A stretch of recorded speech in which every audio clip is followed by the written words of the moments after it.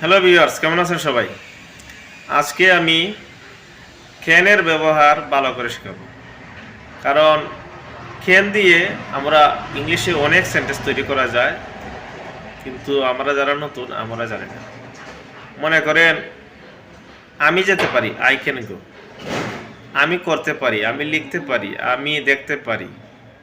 সে দেখতে পারে, সে করতে পারে, তারা করতে পারে। They can do, they can it, they can come, তারা আসতে পারে, অনেক কিছু।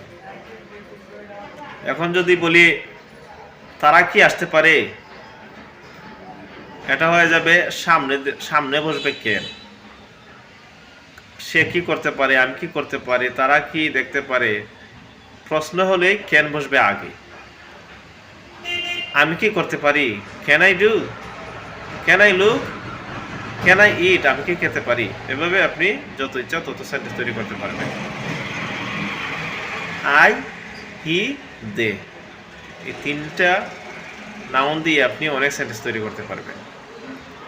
তাহলে এখন যদি বলি আমি করতে পারি না, সে করতে পারে না, সে খেতে পারে না।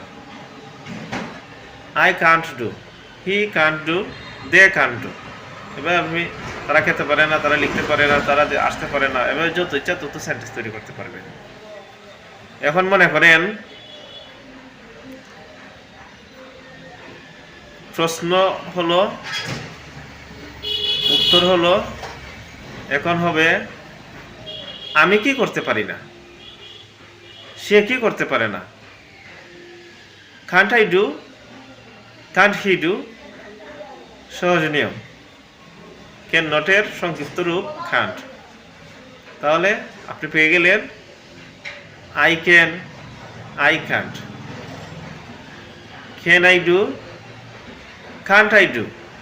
এই চারটা রকম আপনি অনেক সেন্টেন্স তৈরি করতে পারবেন।